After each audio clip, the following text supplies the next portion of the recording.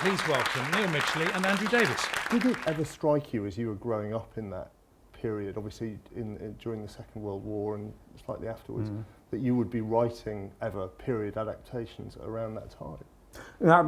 Absolutely no idea at all, because we didn't have a telly, hardly anybody did when I was a kid.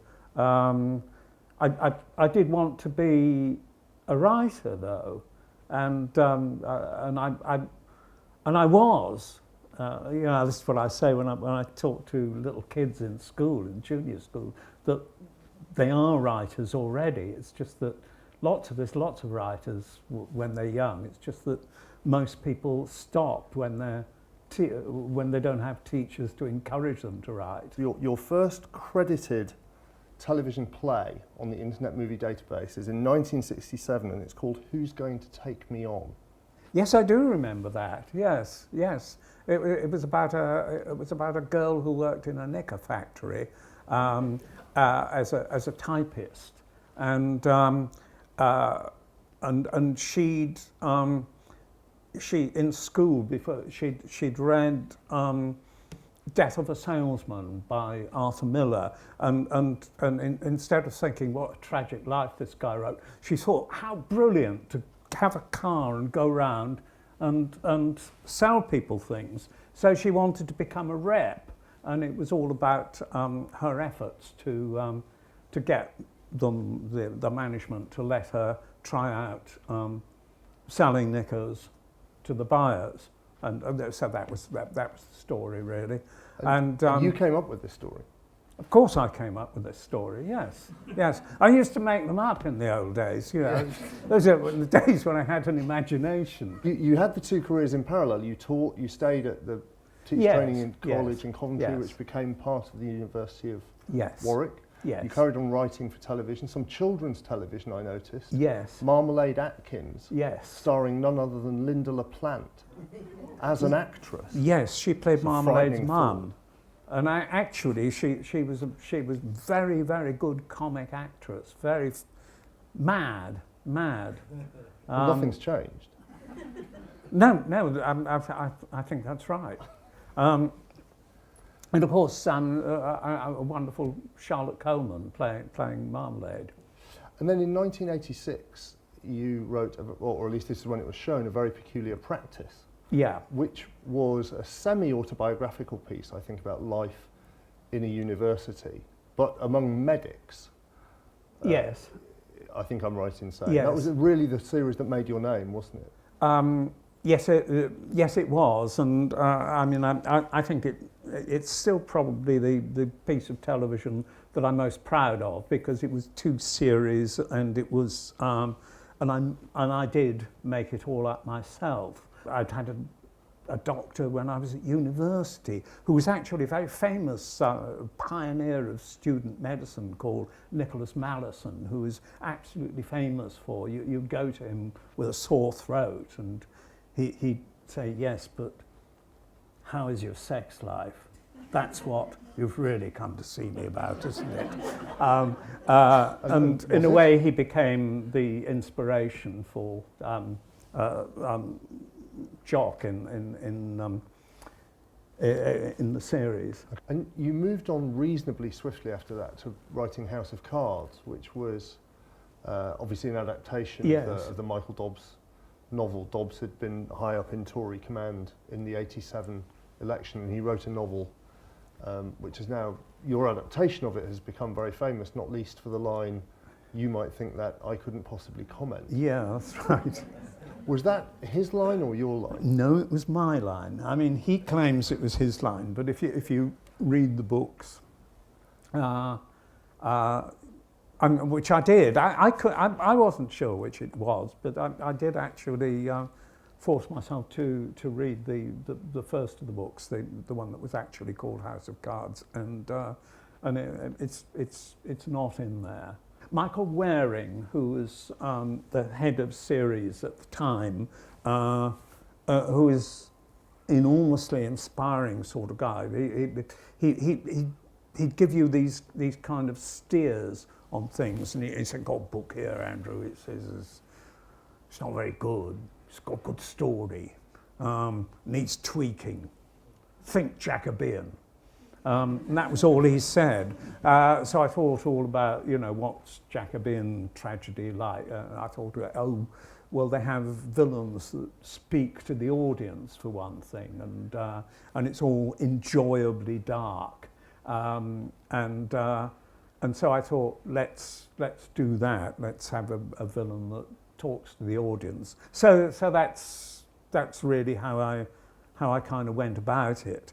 The other thing about it was that I'd just been to a course on story structure in films by the famous script writing guru Robert McKee, and I got all sorts of little insights out of this. One thing that Robert McKee said: where there is sex, put it right on the spine of the story.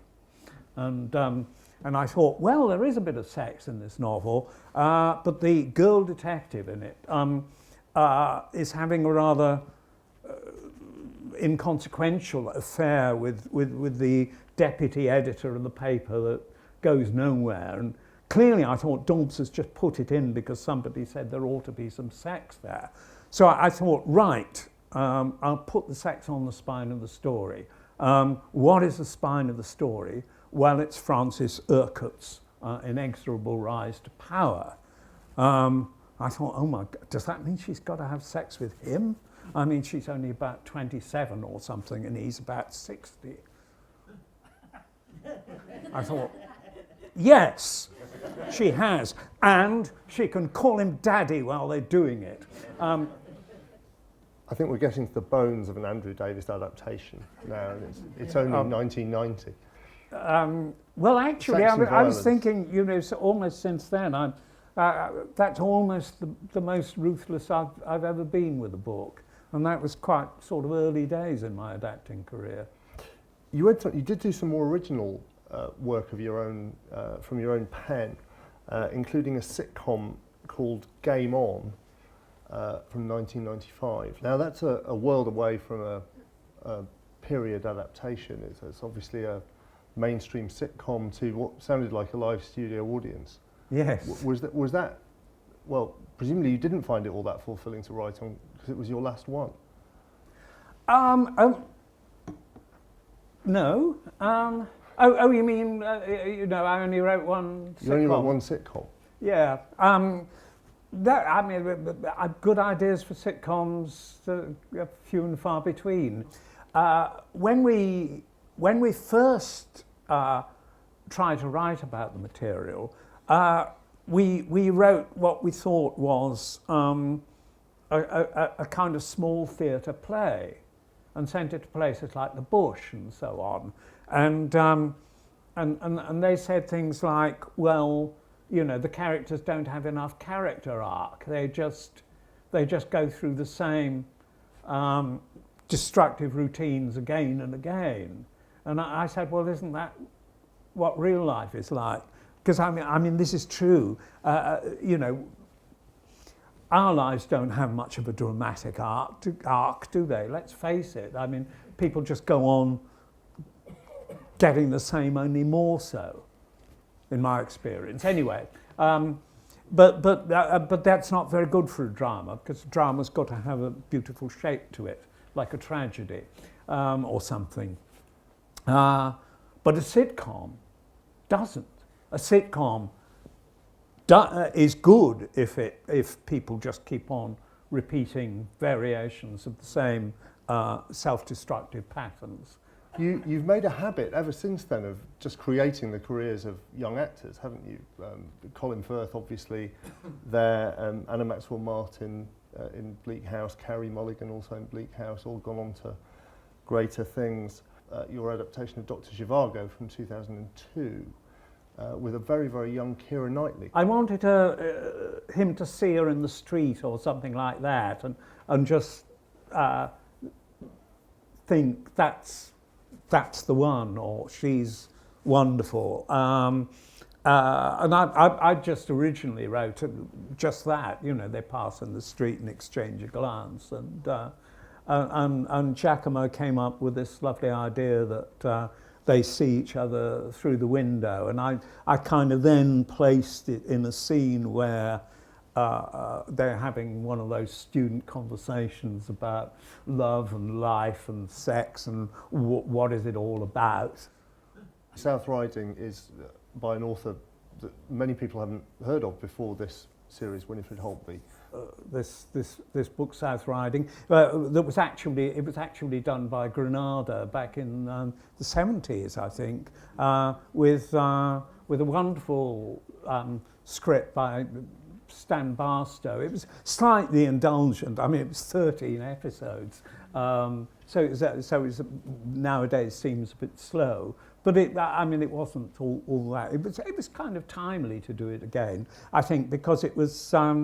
I thought it kind of chimed with this present period of unemployment, credit crunch, anxiety, what we're going to do, and this fantastic thing of a local council that proposes to spend its way out of the crisis with a programme of public works and new schools, new buildings, all that kind of thing. I thought it seemed exciting and timely to do it.